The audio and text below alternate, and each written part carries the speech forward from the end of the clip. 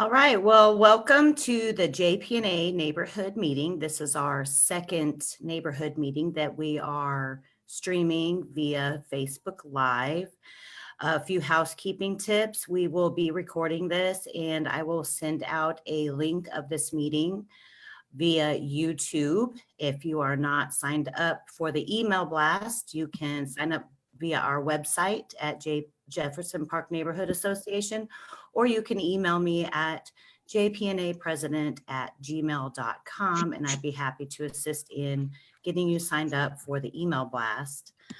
I do want to take this opportunity to recognize the board members. I really, truly appreciate each and every one of them, and I could not possibly do this without them. So first of all, I want to let you know I am the president. I am Barbara Neville, and then we have our secretary, Carrie Ziegler. We have our treasurer, Gabrielle McHale. We have our hospitality chair, Chrissy Hudson. We have our hospitality co-chair, Dominique Williams. We have our social media chair, Deidre Tyree. Our social media co-chair, Laura Reed. And our newly appointed social media webmaster, Vincent Holt. So thank you all for being here, and I truly appreciate you. We do have a few guest speakers that I see are on, so I know I want to respect their time. I appreciate them being here. I'm just going to go ahead and turn it over to Thomas Calloway, because I do know that he has some other meetings that he might need to attend to. So I will turn it over to Thomas Calloway. First, thank you so much, Barbara, for having me this evening, and thank you to all for taking time out of your schedule to be here and be a part of your neighborhood. I know during these very, very strange times, we all have a very important role and part to play, so I want to thank everybody for doing that. I'll be very brief. I know you guys probably have a jam-packed agenda as this is a quarterly meeting. A couple things that I wanted to talk about, and then I'll open it up to any questions that people might have or any topics that you guys might want some answers to. Like to first touch on COVID testing.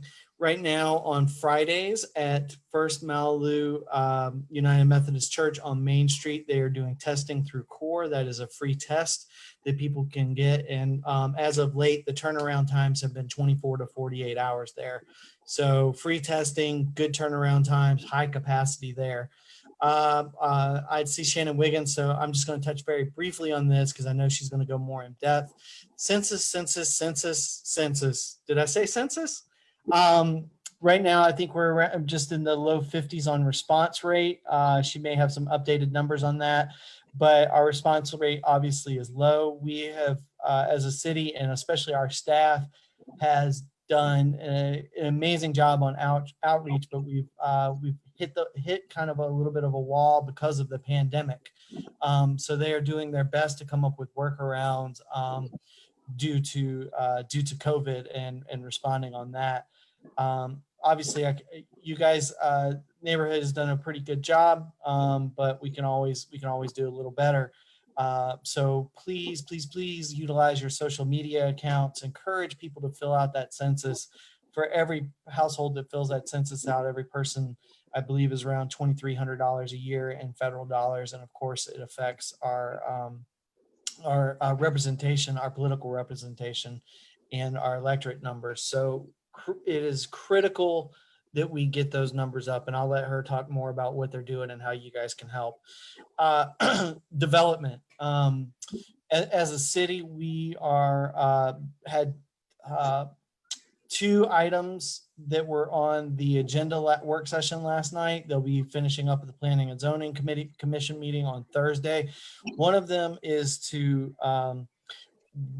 take warehouses from an entitled use in I-1 and creating a new zoning designation of WHI, which would mean that they would need any new warehouse in the city would actually have to go on a piece of property and be rezoned. And so that would have to go through the Planning and Zoning Commission process, then come before council. Right now, we just have a overproliferation of warehouses in our city. You know, we as a city cannot expand our borders, so we have limited land. And one of our biggest concerns is that we are seeing a proliferation of low density, low paying jobs buying up and using up, which is very valuable land. One of those in question right now is on Sylvan Road at 85. It was the former Owens Corning plant. We have a moratorium. They're proposing to put a 1 million square foot warehouse on that land. If you look at the zoning designation that recently went through Hapeville, that is just on the other side of that, you know, they actually have developed a master plan for a large mixed use, mixed income development. So incorporating retail, office, residential, in that space that is directly adjacent and near the highway that would lead into their town. So we are pushing staff hard to take a closer and better look at a better use for that land. And that site traditionally, and still to this day, it's an EPA brownfield site, and it has been a point of pollution for what is eventually becomes the South River. That runs through River Park. So it is a heavily polluted site. It continues to pollute even though it's unoccupied. And we just feel there's much better use for that land, and a much safer, cleaner use for that land than industrial. The second development is for a light industrial mixed use. And so that would take some of our light industrial property and then make it more transitional. And that would allow for things like artist manufacturing.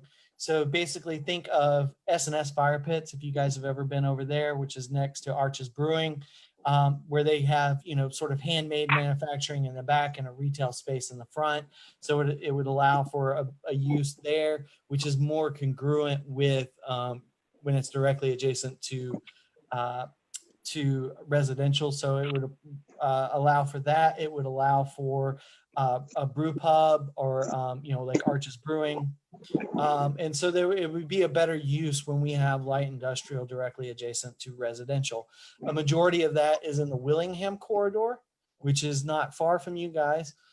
Other big news is we did receive the LCI grant, which is Living Communities Initiative from the Atlanta Regional Commission. So that will be a grant doing a study on the Willingham corridor and how can we make that a better use.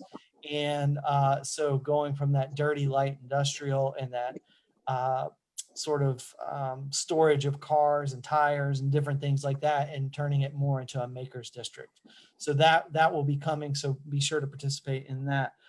Saturday, the 20th, I believe it's the 26th is a Saturday. There will be an open.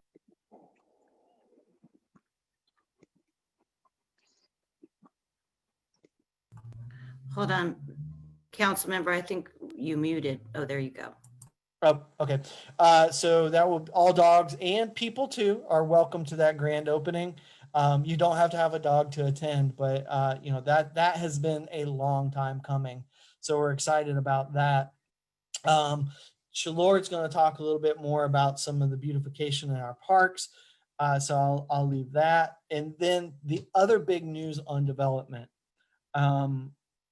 This is, I don't want to say it's a big reveal. I can't go into a lot of detail, but let me just say this is the first public forum that I have mentioned it. So we have been working with the owners of the Buggy Works, Wagon Works, Jefferson Station. So it basically extends all the way from Norman Berry, pretty much all the way up to Cleveland Avenue. They have assembled and purchased all of those buildings and properties for a total of 21 acres. They have been working through a planning and master development process, and we have been talking to them that they're doing, basically they're looking at 20 to 30 to 40 things that they want to include in there. And then they will be going out to the community and finding out, you know, which are the top 10, 20, and those are the ones that will be incorporated in the development. So we are working with them to get their community engagement piece up.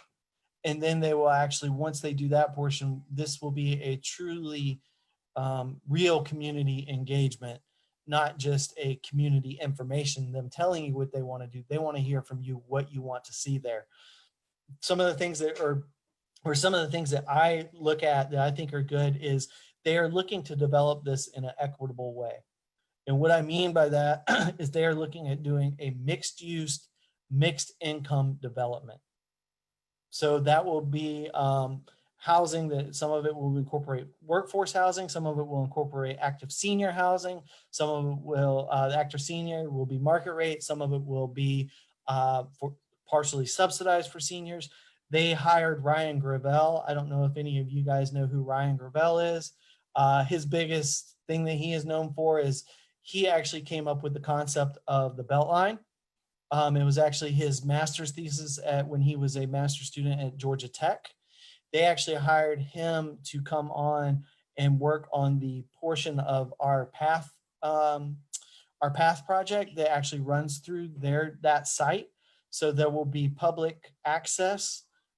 They're looking at developing out the path. They're looking at public art that will be going there, increasing public access, transit-oriented development. So this is that thing that we have been banging the drum about on city council that everybody tells us can't be done. We truly believe that this is going to be a model project for not only East Point, but also for the South Side, especially. One of the things, I see that there was any breweries at the Bucky Works. That is actually one of the things that they want to hear about. The other thing that they've been talking to, we put them in contact with Market 166. So they are potentially looking at doing some sort of food co-op, some sort of healthier food option that would be there. So some sort of smaller market type that is there. Of course, every developer always talks to a grocery store, but all this stuff is on the drawing board and in the hopper. And then they will be doing a community engagement rollout to hear what you're saying. So these are just some of the ideas that have been proposed. I thought, one of the things that I said that I thought would be neat would be if they are going to do the path, if the landscaping and shrubbery that they put along, it would be cool if they maybe did a food forest type incorporated in there. So a lot of that is going to depend on what you guys want. And the key there is they are building this development.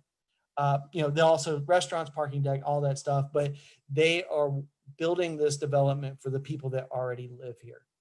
So that's why the community engagement portion is so critical, because they'll look to include retail, restaurants, and they want to hear what type of retail, restaurants, and office space and businesses that you guys want to see in that development, as well as public amenities that will remain and stay open to the public with like I said, with a focus on health and active living, as well as pedestrian and bike access.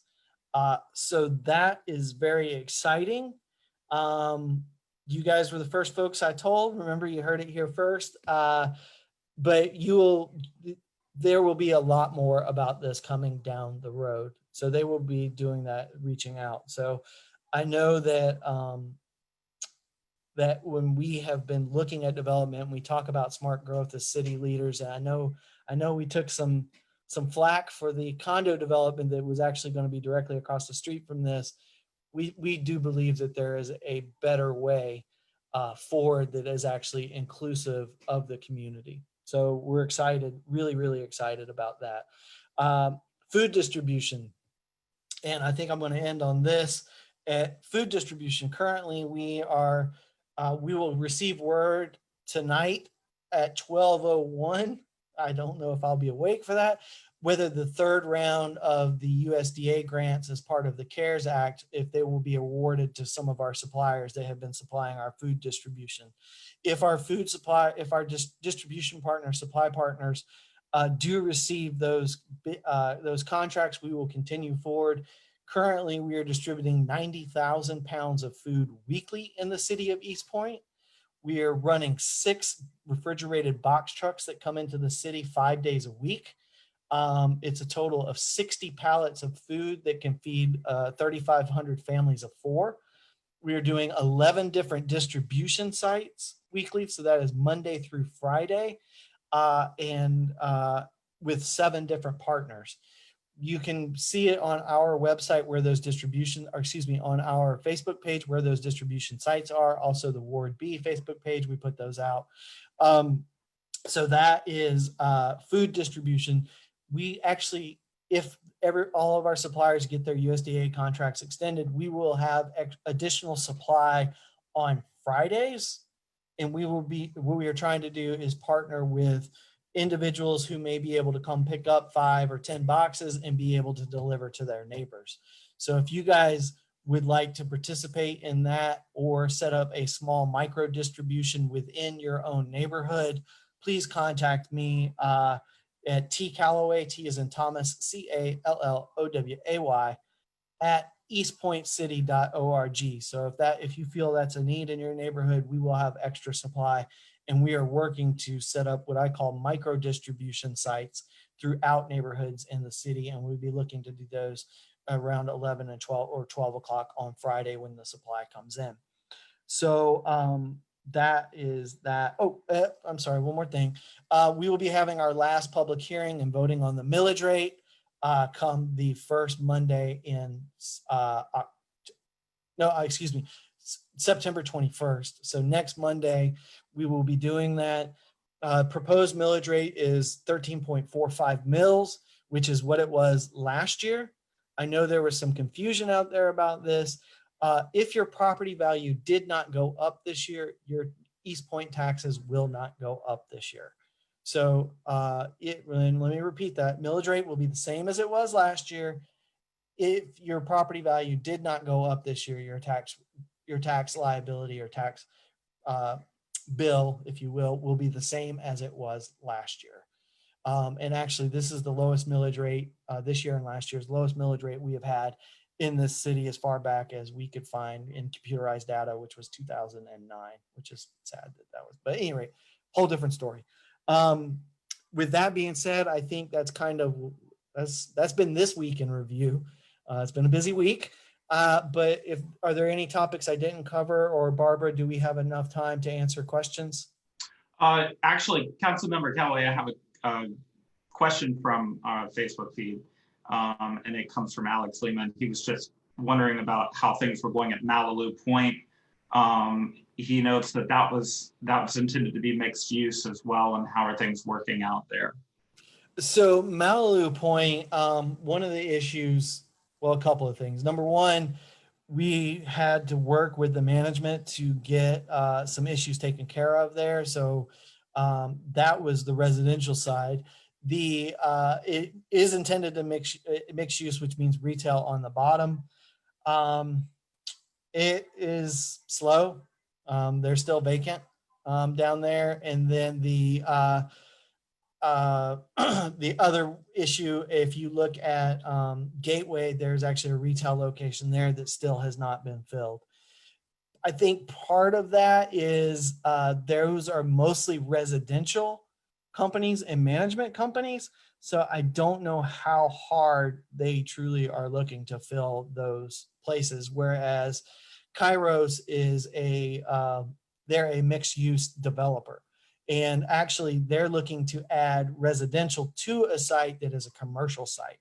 So they're actually more of a commercial real estate developer that is looking to add residential in, and they do commercial and mixed use, versus a residential developer who is trying to add a retail component in. So Malibu Point has some issues, but I think that more has to do with the management company than it does with the city. And I feel this developer will do a much better job when it comes to being able to fill that commercial space. Awesome. And also, I guess a personal question for me, is there anything public about the East Point Commons yet? How are things moving along there? Slowly, I think. So what we did, we chose a master developer, I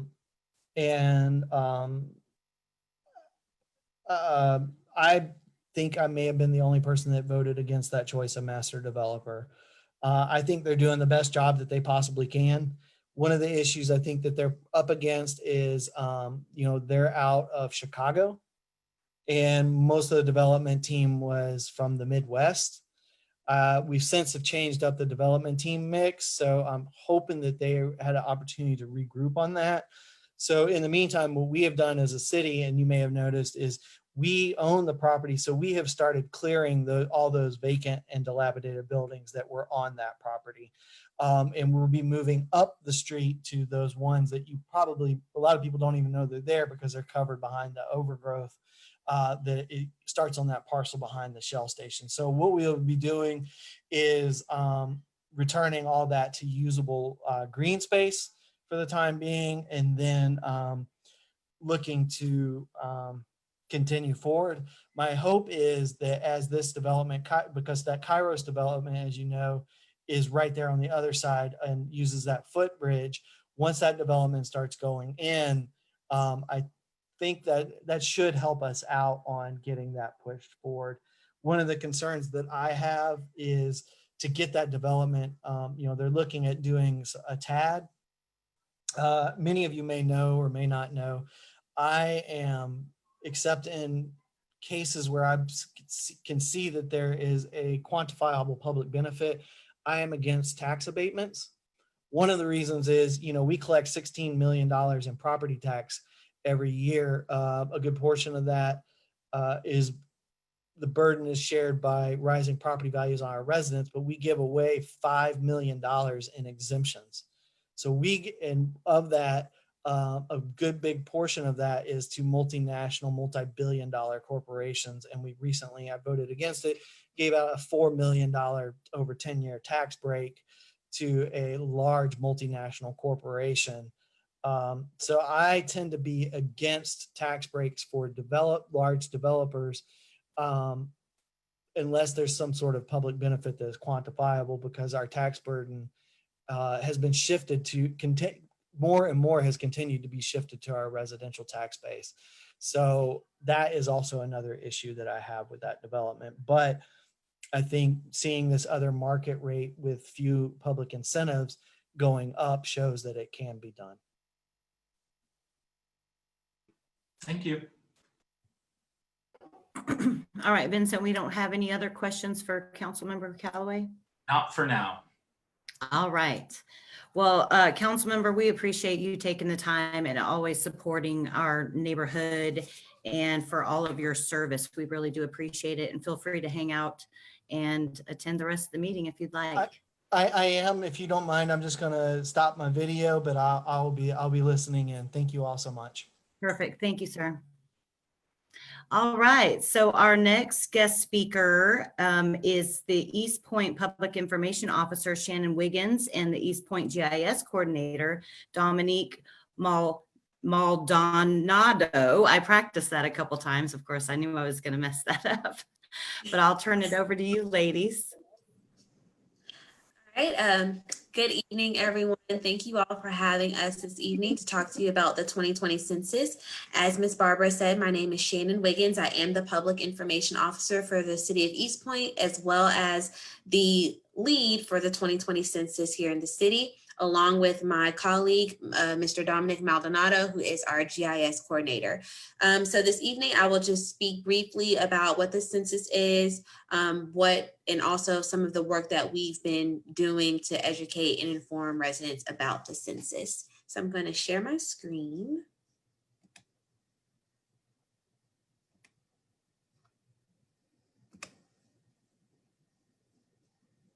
Okay. Can you all see my presentation? Okay. So the census day is April 1st, and it is now ending September 30th. It was originally at the end of October, but they decided to push it up for whatever reason. So now we have until September 30th. And I'm sure that a lot of you all received mailing from the census in like mid-March saying that you can complete it. But April 1st is known as Census Day. So what is the census? It occurs every 10 years, and it counts every person living in the U.S. only once, and in the right place. The census determines funding in our communities and fair representation, and it also has, the questions are also available in all languages. So this is just an example of what the 2020 census questionnaire looks like on paper form. So there's only 9 questions. So if there's only one of you in the household, then you'll just answer those 9 questions. If there's additional people in the household, then it will take you a little bit longer. But overall, it should take you no more than 10 minutes to complete the census. And this is what it looks like in Spanish. So what does the census support? It's more than $675 billion in federal funds that will be distributed to support states, counties, and communities based on census data.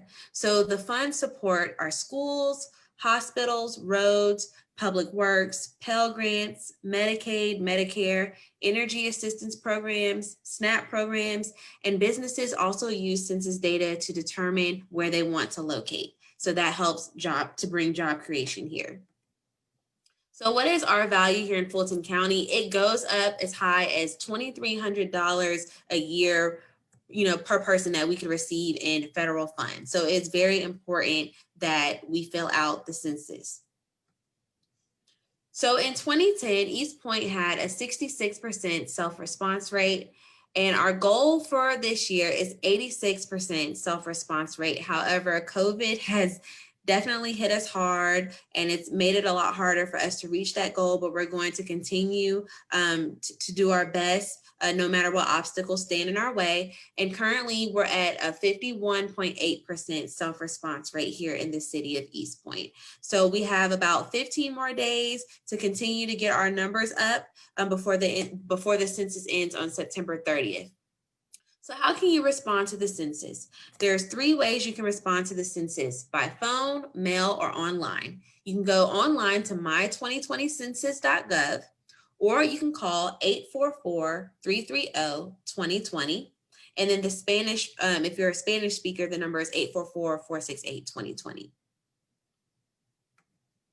The census is confidential. I know that there are many people who are worried about like the trust issue, or, they feel like, well, I don't want to put my business out there.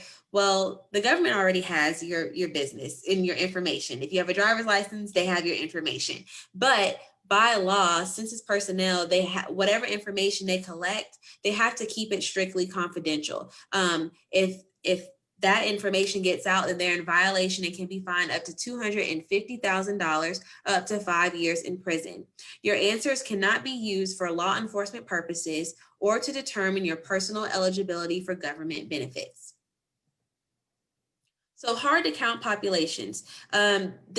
These are populations that we have been targeting pretty much from the beginning to ensure that they are counted. So we have local outreach teams that will focus on our hard to count populations. So participation is expected to be hindered by language barriers, low literacy, and lack of internet access.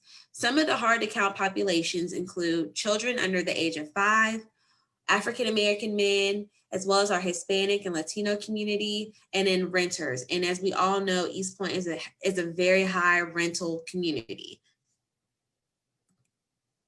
These are the logos that we created at the beginning. We have our city census logo and then a logo for the Complete Count Committee. We have been actively meeting since August of last year to come up with different outreach strategies on how we want to get people to complete the census. Obviously, when the pandemic hit, we had to resort to more of an online effort at first, but we are definitely out in full force getting people to respond to the census at a number of the pop-ups and some of the events that the city has put on as of lately. So our Complete Count Committee includes our mayor and council, some of the staff, educators, community organizers, faith-based leaders, neighborhood leaders, business owners. And then so for some of the marketing, like I said, we did the logo. We also created a couple of brochures in English and Spanish to inform residents about the census. We did save the date postcards. We also created a video that featured our mayor and council and other members of the community. And then we did a lot of promotional items such as t-shirts, hats, phone accessories that we mailed out to residents who emailed us showing proof that they completed the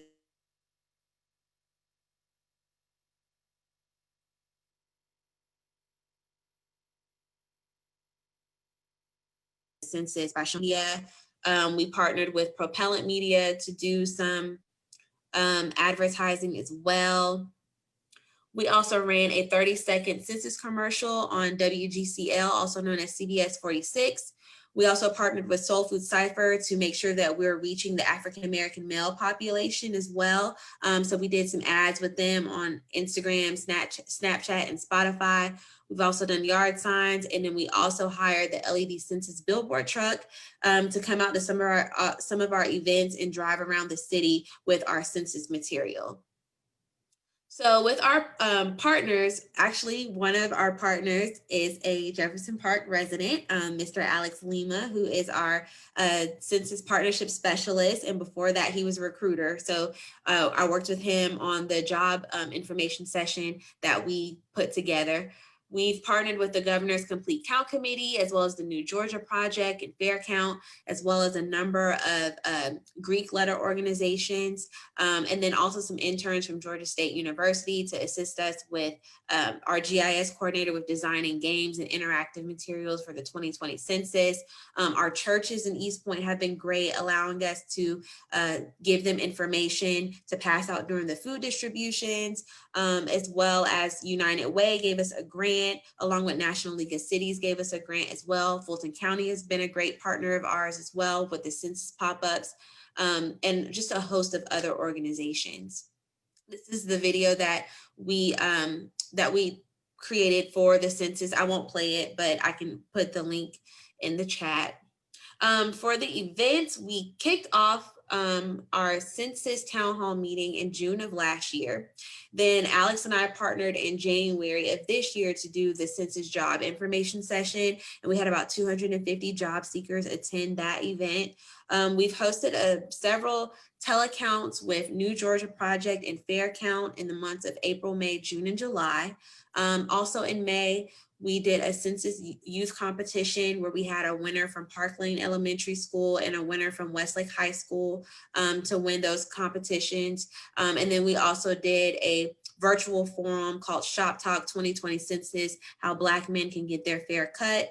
That was just another effort to reach African-American men. We did a census caravan parade on July 4th. Like I said, we've also partnered with Soul Food Cypher. We've done the census pop-up starting on August 15th.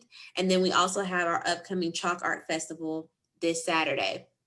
So these are a list of the pop-ups that we've done starting since August 15th.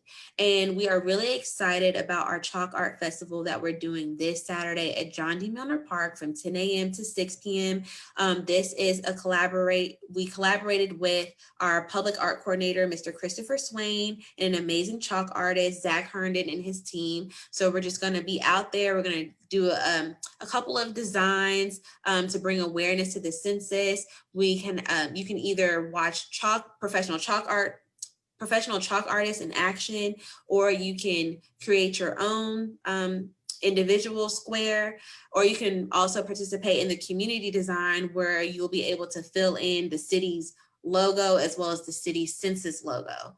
The admission is free. We'll have food trucks, we'll have free giveaways, and also the opportunity for people who haven't completed the census to complete it on site. And I think that is all that I have. Dominic, do you have anything you'd like to share? Hello, everyone. Dominic Maldonado here, GIS coordinator, City of East Point. Appreciate your time and for allowing me and Shannon and Councilmember Callaway to give you some brief notes on everything that's occurring in the city. I don't have anything particularly very exciting to tell you. You know, we're doing our best to enumerate something along the lines of 15,000 people over the next 2 weeks, which is very aggressive. Some easy math, that's about 1,000 people per day. But some of those people actually live together, you know, so those multi-family households with maybe 5, 6 people, or even as little as 3, each one of them, you know, counts enormously towards this really big goal. So please tell your friends, tell your neighbors, tell your kids that play with other kids. It's safe. You know, nobody is coming to snatch you out your house, take your guns away. This is not about disconnecting your, you know, Fire Stick and your cable, or, you know, things like that. This is truly just about count on each person to make sure we can get the right amount of dollars flowing to where they need to go.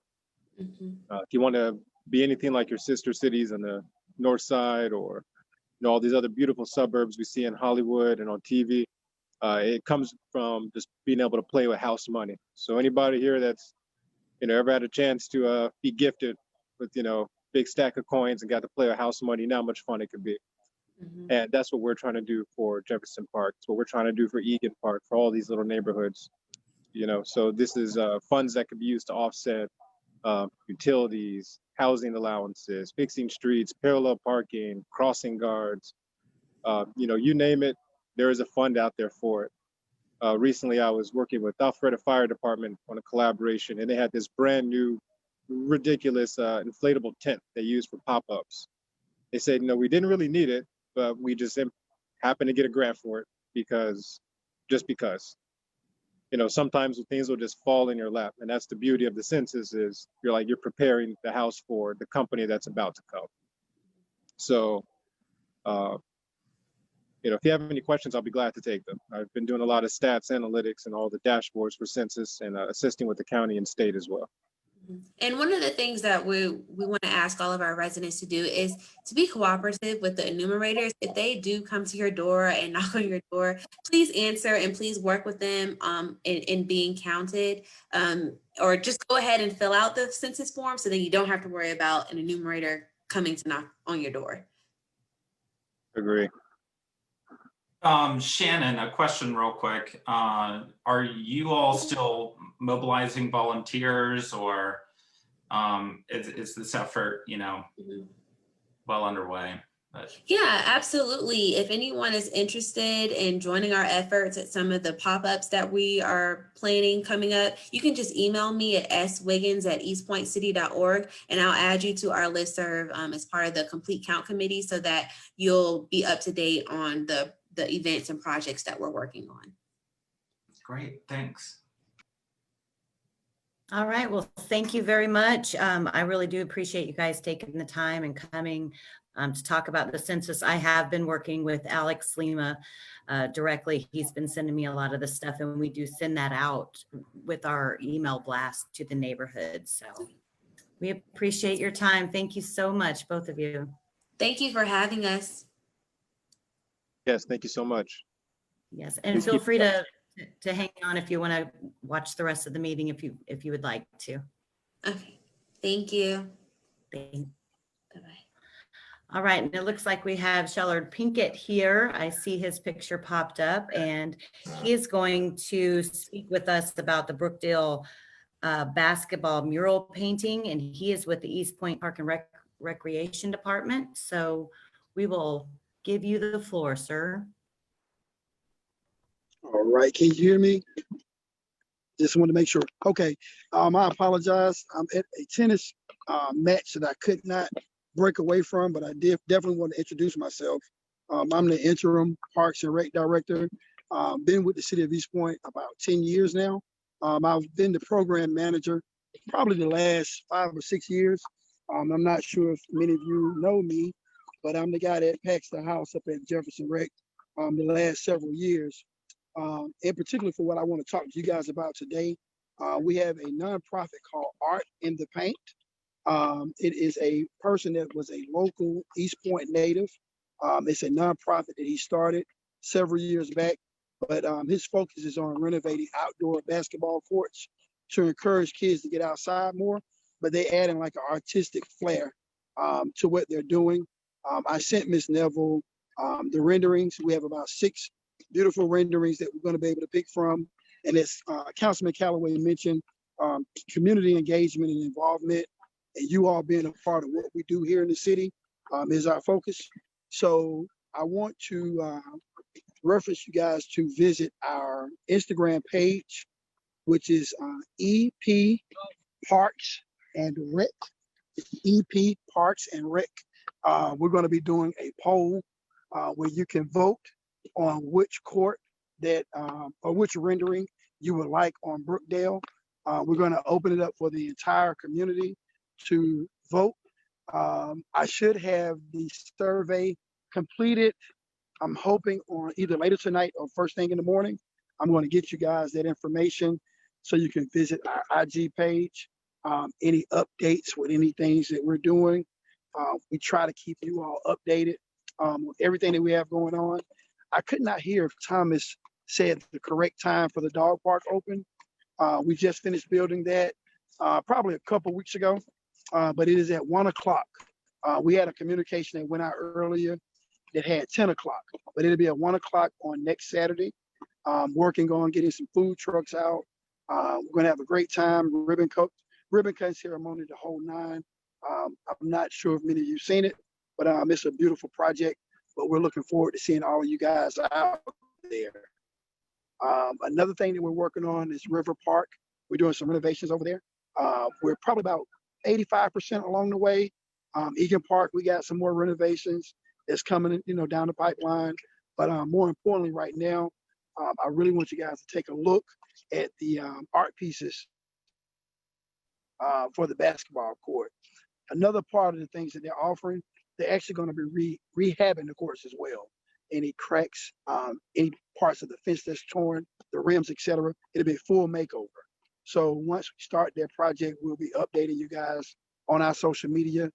Definitely swing by and come check it out. And I'll give more details on when we'll do like a grand opening of that court as well. All right, that's all I have. If you have any questions, feel free to give me a call. My city cell number, I'll give you guys that number. It's 404-502-9115.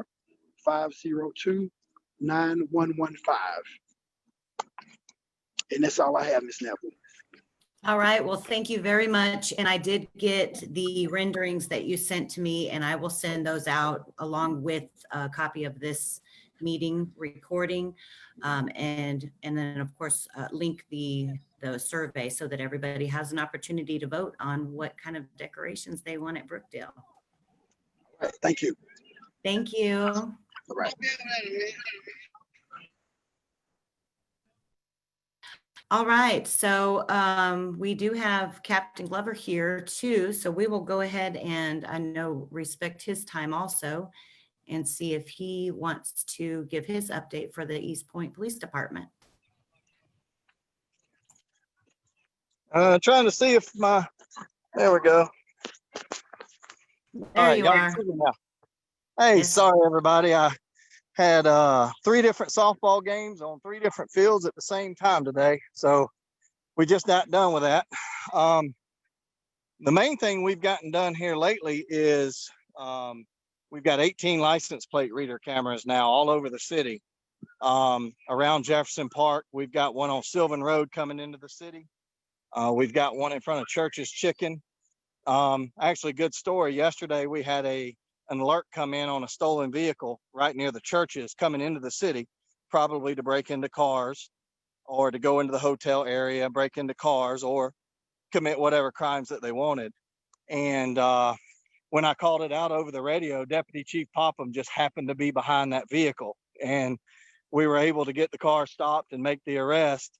And of course, no telling how many reports that we probably didn't have to write because that person didn't go and break into a bunch of cars and do whatever havoc they wanted to do. Come through the neighborhood driving crazy. You never know. That's a lot of times what they do. Just in the past few weeks that we've had these license plate reader cameras, we've solved we solved a homicide.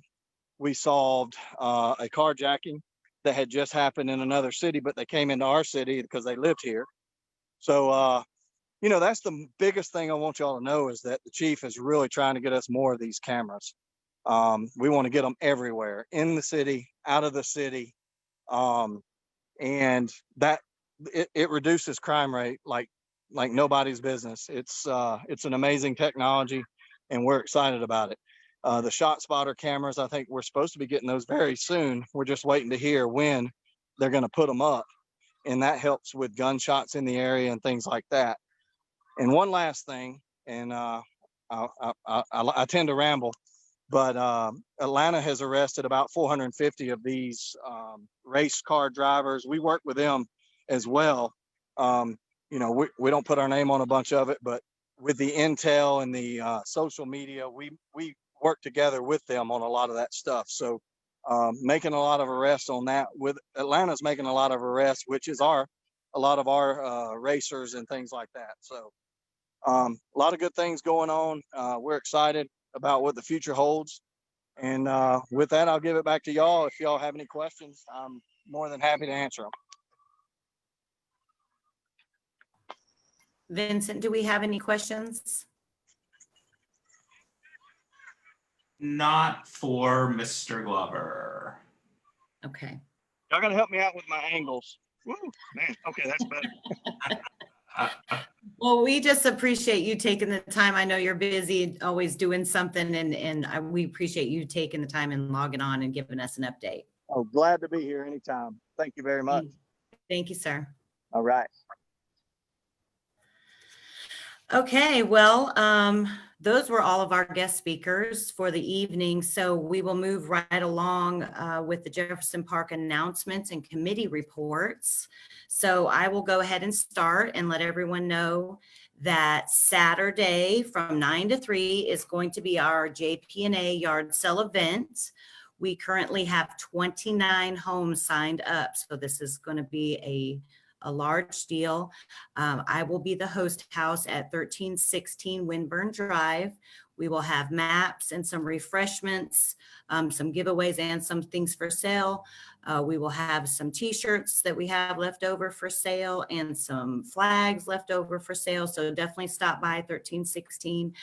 I will be publishing the map and the advertising for everything about the yard sale tomorrow, so we can get that out to everybody and get that advertising out, and we can get more than just Jefferson Park people coming to purchase our stuff.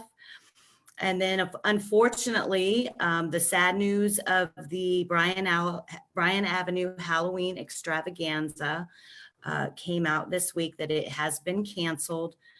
We understand it was a difficult decision, but we truly support that decision as far as safety being first. And we look forward to the Bryan Avenue Halloween extravaganza for 2021.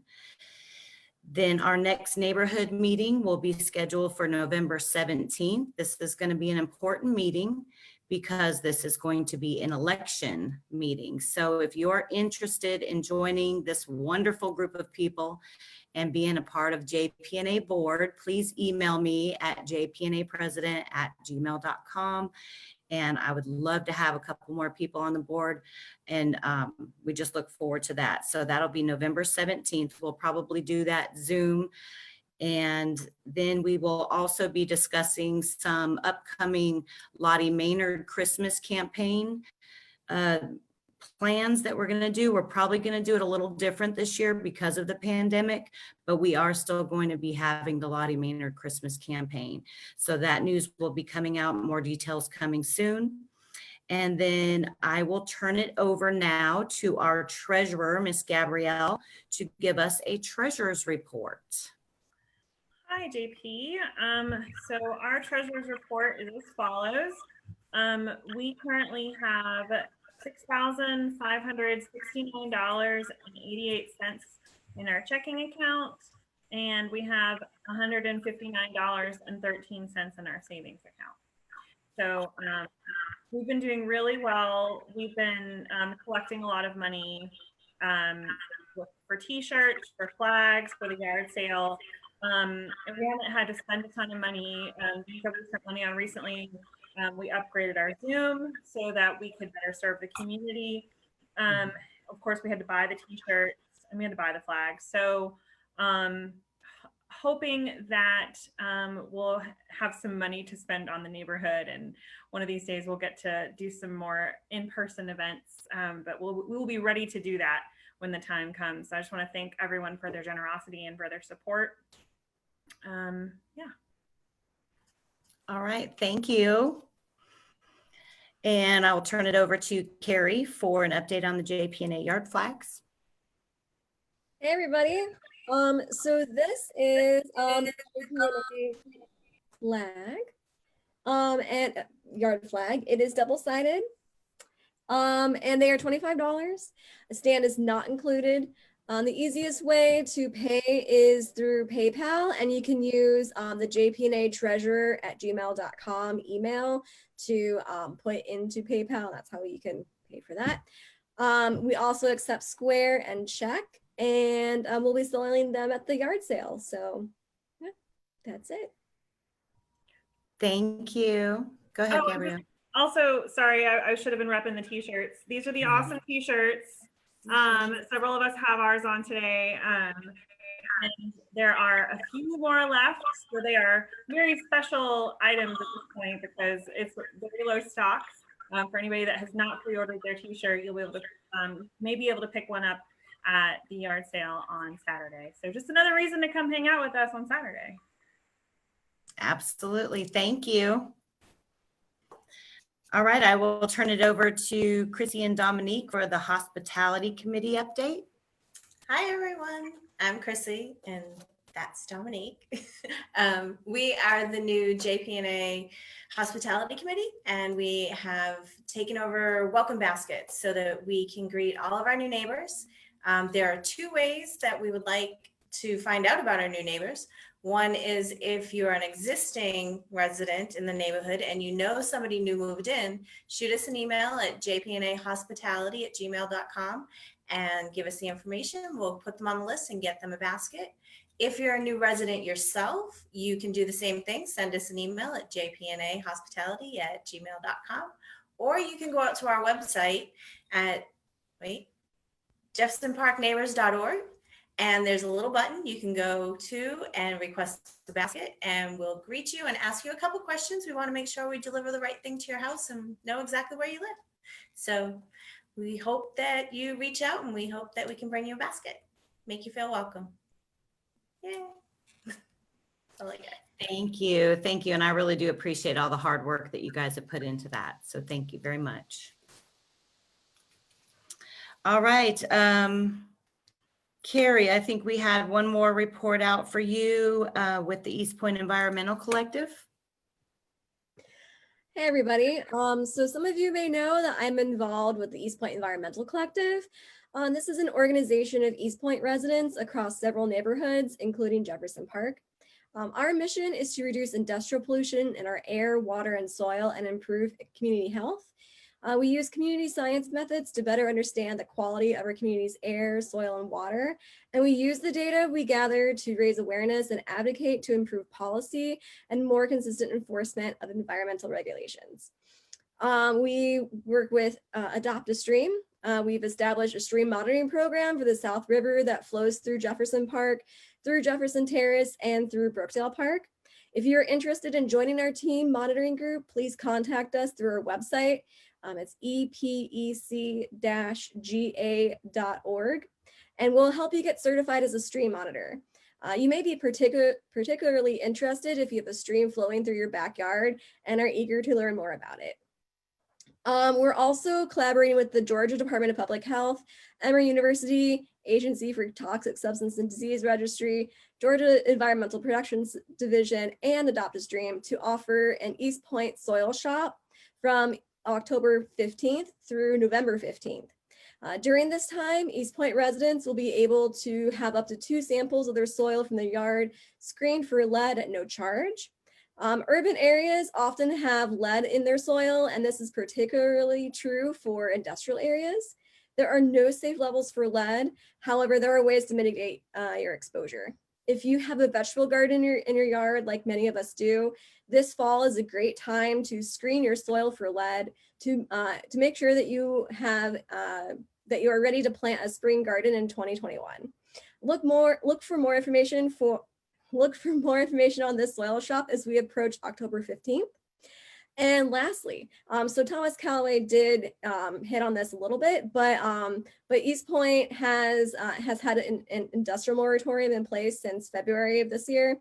And the moratorium was put in place to allow the city of East Point to better understand how having manufacturing facilities and other industrial businesses so close to residential areas affects the health, safety, and welfare of East Point residents. So if you experience loud industrial noises at night, overpowering odors, semis driving through the neighborhood, if you were evacuated from your home in 2004, if you were involved in the Meredith lawsuit, where the ATSDR did a couple health impact assessments, then it would be great if you could share your personal experience with the city council on Monday. The moratorium is set to expire at the end of this month. And Monday, September 21st is kind of the last time before the moratorium ends for you to make your voice heard. So if you would like to speak in favor or against, please prepare to sign up on Monday. And that's it. All right, thank you, Carrie. Okay, so that is it for the agenda. Vincent, do we have any further questions? Or I see Councilmember Callaway, did you have something you wanted to add? I can finish up. If y'all want, I just very briefly wanted to mention voting. I forgot that, and that is do we have a quick second for that? Absolutely, yes, sir. Okay. So voting, and thank you, Carrie. I hope to see you guys on Monday night for that moratorium and that discussion. It's key and critical that we hear from you guys because we are wrestling with this issue. So your input is wanted, desired, and most importantly needed. Voting, there is another opportunity to vote. There is a special election September 29th. And that is to fill John Lewis's the Georgia Congressional District 5, the vacant seat for John Lewis.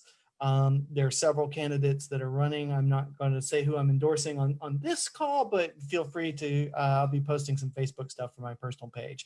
But very important, voter turnout is going to be so low because I think this is like the 5th opportunity that people have to vote this year.